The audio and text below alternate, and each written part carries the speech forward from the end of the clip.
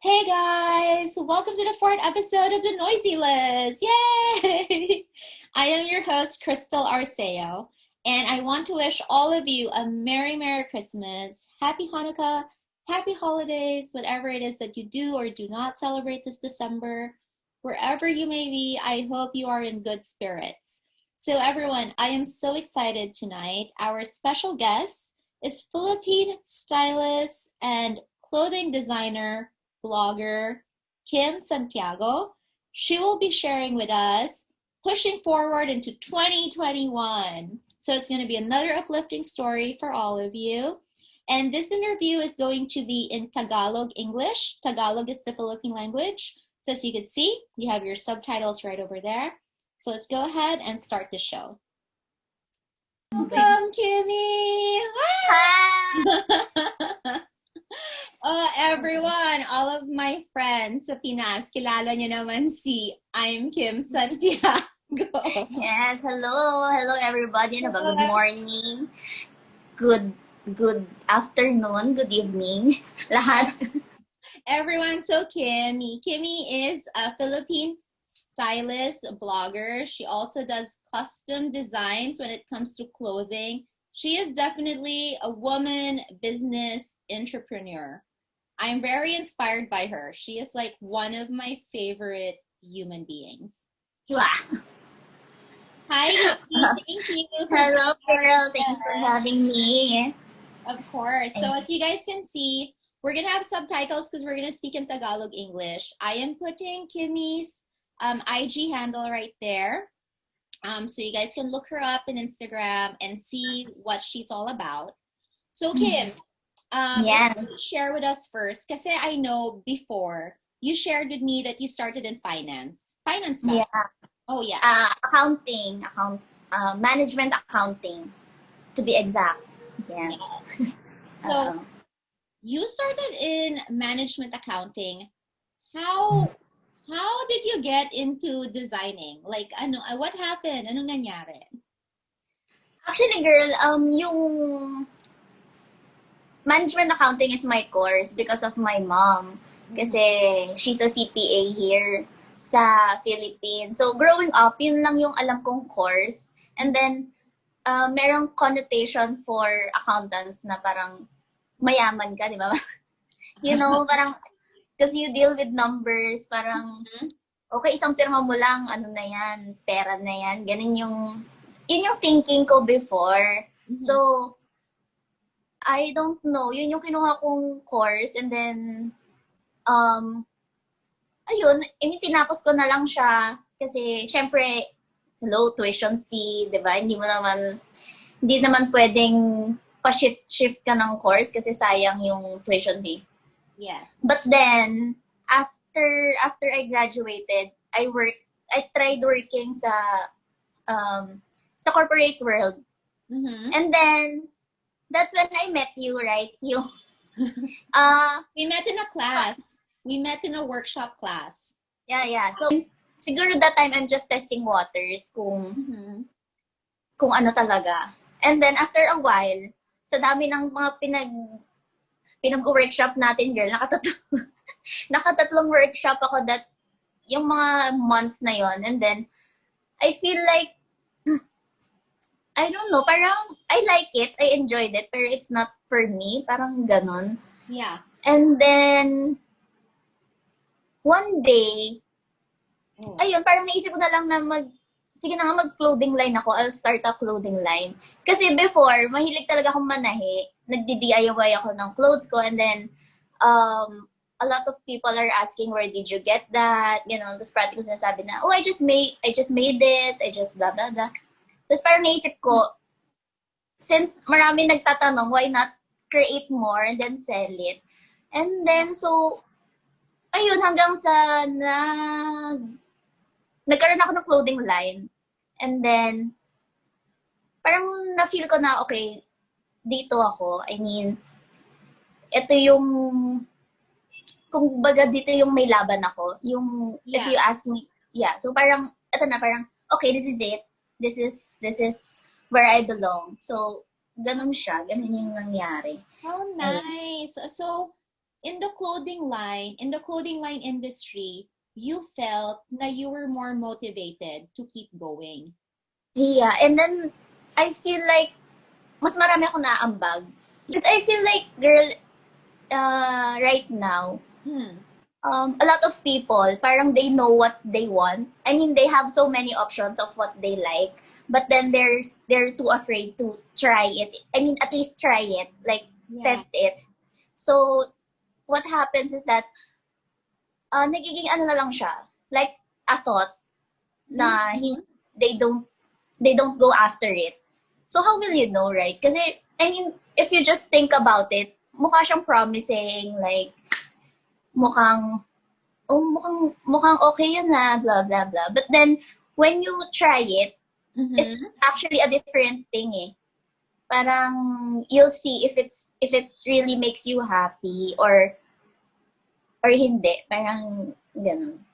So, No, yeah. that's true, girl. That's true. Kasi para bang you have the idea in your mind, and then at first you're either going to feel scared, 'di ba? Matatakot Yeah. ka, you'll feel scared kasi you have to make changes Yeah. to go for it, right? And Yeah. then the funny thing is when you go for it, you realize all the work behind it. Yeah. True. Yeah, Super. true. It's like, kasi most of the time, people will only see the finished product. Yeah. They never see the work behind it. Like, how you came to that finished product. And then dun mo marirealize kung ano talaga yung trabaho na gusto mong gawin. Right? Na nai-enjoy ka. Ay, ang ganda. Kasi lahat naman trabaho eh. Oo naman. And then, like, usually you'll just see the highlights. Diba? Like in the movies, you'll Mhm. just see the highlights but you don't see the behind the scenes. Alam mo Mhm. yun? The Medyo, production. yes. The So, kayod. The through the kayod. iron. O sige, so speaking of that, so wala ka na, you're done with accounting management. You've tried Mm-hmm. this, you've tried that, and then now you've found your niche. You're in Mm-hmm. clothing line designing, Yeah. and you own your own clothing line. Mm-hmm. And you And I have my own, how do you say this in English? Patahian. yes, you have your own like sewing company, right? Clothing Yeah. production company. Yeah, Yeah. yeah, Yeah. Wow. yeah. Yeah. You're so good. I'm so proud of you. Always, I'm so proud of you. So, share with us what are some of the challenges or major challenges of being an entrepreneur? Like what is to be expected, the real deal. Being an entrepreneur, mukha siyang glam. I mean, for me, I mean, in my line of business, because it's fashion and clothing, mukha Mm-hmm. lang siyang glam. It looks like you're always pretty and, but then it's really, really hard. A challenge of being an entrepreneur is first, finding what you really like talaga, what you really love doing. Kasi, it doesn't mean that you love something, it's not hard anymore. It's it's still hard, but again, at least you're enjoying the process of, kasi imagine if you're working right now and you're not enjoying it. I mean, it's hard, diba? Yeah. It's still hard, but you're not enjoying it. So find something that it's so that's the first challenge for me, Mm-hmm. finding your passion. And then the second is um while you're on the journey of pursuing your passion, yung hindi ka magi-give up. Kasi for sure, 100%, I mean more than 100%, you'll encounter a lot of challenges and setbacks. And so, kaya important na you love what you do. Kasi if you don't, hindi ka mag-persevere, hindi mo siya ipo-pursue. So, ayun. I think yun lang naman. Girl, that's so true. That's so true. Na totoo naman, whatever industry you go to, you're really going to experience challenges, right? Yeah. Yeah, so it's better to enjoy, para bang it's better to enjoy being in an industry na you don't mind facing the challenges Yeah. kasi you really have love for it, Mm-hmm. right? Instead of doing something that you don't have the love for it, and then you have to deal with the challenges. Yeah. At least parang you have a reward after. Mm-hmm. Yeah, ganun. Oh, she produces everything. Oh, diba? She sketches it, your gowns, you sketch your gowns. She can make everything by herself, which is good. Kasi even if all your employees left, you can do Yeah. everything. Oh. Yun din, ma'am. Sa tagal ko na dito, isa din yun, yung since nagkaroon ako ng sarili kong tahian. I mean, dealing with people and staff, medyo mahirap yun kasi if you don't know anything, parang they'll take advantage of you. Mm-hmm. Kasi, yeah, because wala kang alam eh. Parang oo ka na lang na oo kasi hindi mo alam. So, maganda na meron kang, you know your craft and you continue to improve. I mean, you invest in yourself with learnings, ganyan. Yeah. So, yeah. True yan, girl. At saka, diba, you don't have to, of course, you're thankful for your employees. But at the same time, you're not like dependent on them. At saka, you know if they're doing a good job kasi you yourself can do it. Yes. Yeah. Share with us, how did you feel with, everything with 2020, with the COVID virus? How, like, what was your challenges? Actually, early this year, nakaplan na ako to expand my brand sa malls. As in, I have, oh my gosh, I think eight na malls na I'll put in my clothes, my brand. Tapos, ano na girl, as in, down payment na, nakapag-down payment na and all. And then, I'll just give the checks for the deposit and the advances. Saan mall to? Ano ba yung mall? Robinsons. Robinsons Galleria. Okay. Robinsons Manila, UP Town Center, and Trinoma. Ay, nice! Yeah, so, ang nangyari, girl, so, may Glorieta din ako that time. But then, nag-announce ng magla-lockdown. So,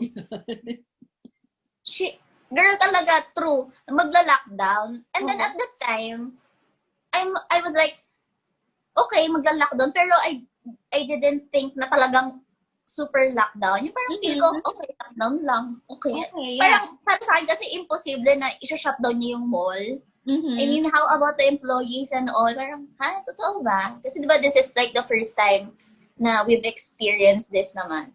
Yes. So ako parang, sige, nagpapak kami ng dito, we were segregating the inventories, blah, blah, blah. And then, pagdating ng March 16, total lockdown na. And then, my delivery date was on March 15 ba or 14. Good thing, hindi ko na-deliver, pero tapos na lahat. Girl, naka-barcode and all of that. Oh my gosh. Yeah, so, since nagka-lockdown, wala ring tourism, diba? One of the most affected is tourism.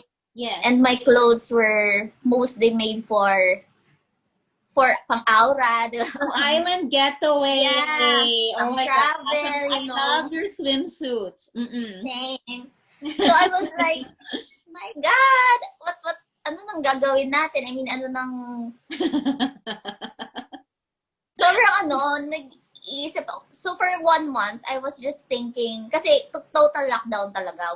Walang mga mananahi ko umuwi. So my store is closed. So nag-iisip ako kung anong gagawin. And then, nung medyo nag-ease up yung lockdown, na pwede nang mag-work kahit papano, transitioned into making masks. Kasi that time, it was the necessity siya. So, I tried from clothes, yung mga pang-aura. Yes. And then, we made fashionable masks. So, medyo... You had to adjust, diba? You had to adjust on the current events. Mm-hmm. So, I think ganun din for the... That's one of my struggles. Kasi I have employees na they need to feed their families. I can't just, okay, lockdown, wala kang work. I mean, ayoko nang ganun. Kasi for me, this is the time that they really need me the most. Alam mo yun, I think it's my job as their boss or as their, na kailangan ko silang suportahan no matter how hard it is or how challenging. Kailangan ko mag-isip ng way na hindi sila magugutom. Alam mo yun. You're such a caring boss. I love that about Thank you. Kasi syempre, sila yung they're a big part of the brand, kumbaga, without them. But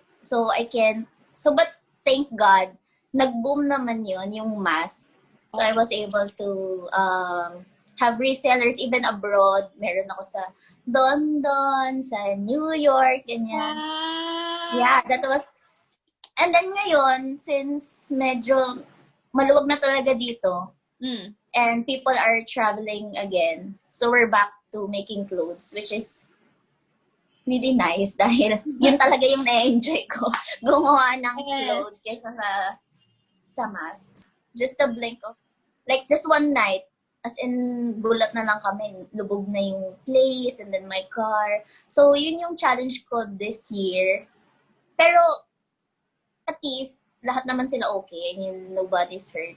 Kasi yung iba walang second floor. Buti kami may second floor. So, meron din kami mga kapitbahay girl pumunta pa. Alam mo yun, sumugod sa tahian just to take shelter.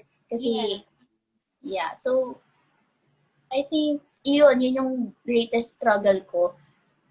Pero, right now naman, we're doing okay. We're back again. And, yun.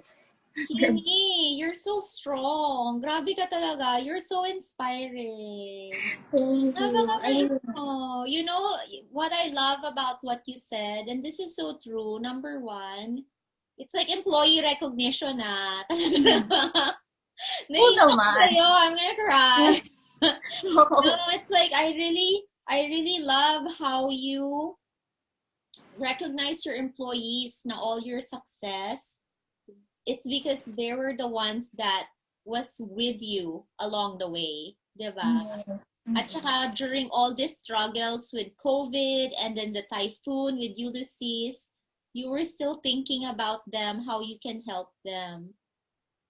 And then, so girl, how do you, speaking of your,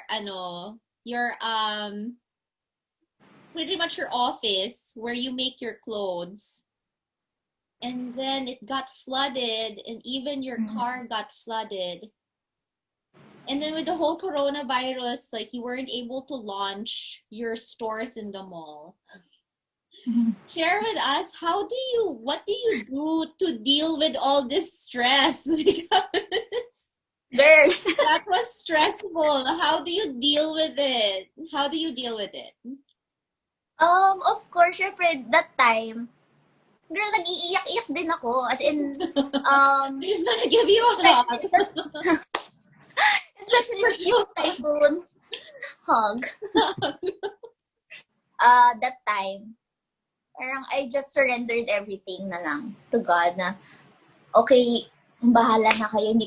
Parang, Lord, bahala ka na, hindi ko na alam kung anong, I mean, wala na akong magagawa eh. Basta just keep them safe and I'll deal with it later na lang. So, after the flood, na nag-subside na yung flood, so I went there and then I assessed everything kung okay, ano ba ang pwedeng i-salvage, ano ba ang pwedeng gawin, and all blah, blah, blah. So I think you just need to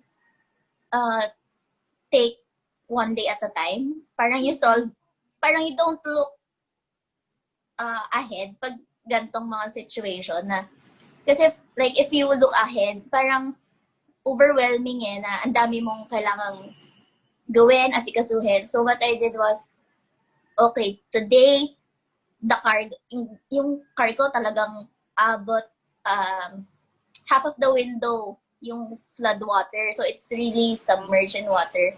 Yeah. So my first priority was the car to tow it and then dalhin sa repair shop. And then after that, nung sa repair shop, the next day, okay, I need someone to fix the machine. So ganon. I think you just have to take it one day at a time and ganon and pray na maging okay. And yeah, ganon lang. And then you can insist kung ano lang yung gusto mong gawin. So kung nag-change ang times, you have to adapt, di ba? Like before, walang masyadong online sellers. Ngayon, halos lahat online na. So, if you have to adapt, yun lang. Kailangan talaga hindi matigas yung ulo mo. Kailangan, kasi some other businesses are so traditional. And I think, okay naman maging traditional, pero most of the time, you really have to be flexible. Yeah, and go with the flow of what's happening. Kasi if you, for example, ako, gawa pa rin ako ng gawa ng clothes na pang travel. Yeah. Hindi naman nagka-travel. So, don't expect na magiging okay yung business mo. So, parang kailangan mo lang maitawid mo. Yun yung thinking ko this year. Kailangan kong ma-survive ito this year. And, yun lang. Kailangan mo ma-survive. Kailangan mong ma-survive this year. And then, for sure naman, it will be okay din. Hindi ko din alam, Beshi. Basta, yun lang yung nasa isip ko. Girl, it's going to be okay. It's going to be okay. And then, you know what? The year is over. Diba? Almost. Christmas na. Maligayang Pasko na. Yeah. 2021. Guys, napakaganda naman ng messages ni Ate Kim. How does she deal with stress? So, tingnan mo, narinig ko nga sa kanya, take it one day at a time. Kasi that's true. When you're thinking so much about the future, mas na-anxiety ka. Totoo yan. Yeah, true. Don't focus so much on tomorrow. Just see what you can handle today. What needs to be done today. So take it one day at a time. And then when it's too much, diba? When it's too much for your heart, just surrender. Let go and let God. Diba? Yeah. I don't know if you pray, pero sometimes you just have to let it go to the higher being. Diba? Totoo yun? Because it's like, it's not in your control anymore, right? I've witnessed a lot of instances in my life na ang dami naman din nangyari. Pero it turned out for the better. Parang everything happens for a reason eh. So, hindi ko lang alam kung ano yung reason behind it. But, just trust na this happens for a reason. And that reason will work in your favor. Parang ganun. Okay, I love that. Yeah. So, positive siya. Mukha lang siya negative right now. Pero later in time, you'll see that kung hindi nangyari to, hindi ka magiging ganito or something. So, yeah. Ganun. That's so good, Besh. Oh, you guys, tingnan mo. You're so, see, Kimmy, it's like, you need to have, kahit na you have a tendency of being negative, when hard things are happening in life, it doesn't help to be negative. Yeah. Yeah, kasi it's already hard. Diba? It's already hard at that moment. So, kapag na-experience mo na so many hardships in life, you just realize na in the end, it worked out, Yeah. Kahit na, even if you don't know the outcome, para bang you just need to have confidence at saka faith. Just have faith that, it's going to be, everything's going to be okay. Yes. And exert your best effort then as well. And then just see where it leads you. Parang, yeah. Yes, laban lang, girl. Kasi pag negative ka, parang half of the battle is done. Or actually, parang wala na. negative ka na lang eh. You don't look for solutions anymore. And wala na. Give up ka na. Parang, okay, tapos ng laban, uwi na. Unlike pag positive ka, kahit sobrang konting, yun, like, there's hope na, ayun, parang, yun lang, positive lang. And then, don't be afraid to ask for help then as well. Kasi yun, if you need help, you ask for it. Parang wag mong sarilinin. Kung kailangan mo mag-vent out and stuff like that, do it. Kasi, para good then for you, for your mental health ba, or something. Kasi pag sinasarili mo lang, alam mo, parang mababaliw ka din. So, yes. Maganda rin na meron kang someone to pour your heart into, your family. Ganon. So, yun, super big help sa akin nun, yung mga friends and family na nagsusupport sa... You shouldn't feel bad when you need to ask for help. At saka the good thing is, when you're so independent and you're so used to doing everything on your own, tapos you ask for help, that's the time that you're going to know who your real friends are. Diba? Yes. Kung sino yung care for you. Kasi, number one, they're not gonna judge you. Right? And number two, they're gonna be there for you. Talagang they're gonna give you so much of what you need at that time. Oo. I love it. So, Beshi, lastly, sa lahat ng mga young professionals out there, o kahit na yung mga bata, mga kabataan, at saka kahit anong edad, wherever you are in life, what is your advice to them in regards to kung nararamdaman nila na gusto nila ng, something, may nararamdaman sila, may naririnig sila, may naiisip silang idea, at saka gusto nila mag-plan ng something new. Parang, yun nga, nasa thought nila, nasa idea nila. They wanna try something new. Gusto nila magbagong buhay. Pero, hindi nila alam. Hindi nila alam kung anong gagawin nila. Anong advice mo, girl? Anong advice mo? Kahit 3. Yeah. For me, ang advice ko is, napaka-cliche, girl, but to follow your heart, as in. Charot. Oo. And, kasi naniniwala din ako na if you really want something, gagawa ka ng paraan. Walang excuses.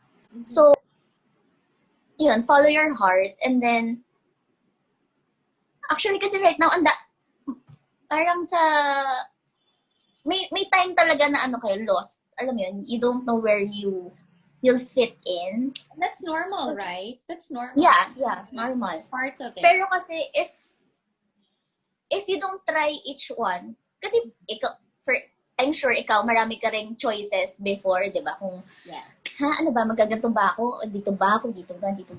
Until so now. Di ba? Actually, true. It doesn't stop. True, di ba? So, parang sa akin, you need to test mo muna kung, okay, for example, baking. You like baking? Gusto mo mag-open ng restaurant? Pero when you nag-try ka mag-cook, di ka na marunong magluto. Alam mo yun, parang, so medyo take it as a sign then na it's either you improve your craft or kung di mo talaga gusto, medyo go to option 2, your next passion mo ba, yung parang gano'n. Don't be afraid to, it's okay to fail now. Kesa yung ang dami kong, may family na ako, alam mo yun, parang, tsaka ako magta-try on my, medyo mas marami ka na kasing kino-consider na factor if you have family na. So, kung yung mga kabataan dyan, if you want to try something, try it now. Kahit, as in, mag-try ka with whatever you have. Even if you're afraid, just try and then start now. Kasi a lot of people are procrastinating. Parang, hindi pa ako ready or, wala akong ganto, wala akong ganyan. Tapos, so many excuses. Just do it, ganon. And then you solve the problems along the way. Parang, ganun you find yourself. And then, I hope na pagka nakita mo talaga kung saan ka, sana meron kang courage to pursue it.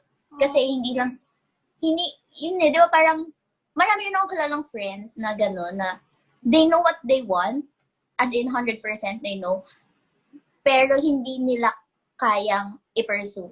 Not because of money, but mainly because they're afraid of failures, I think. Yun yung feel ko sa kanila.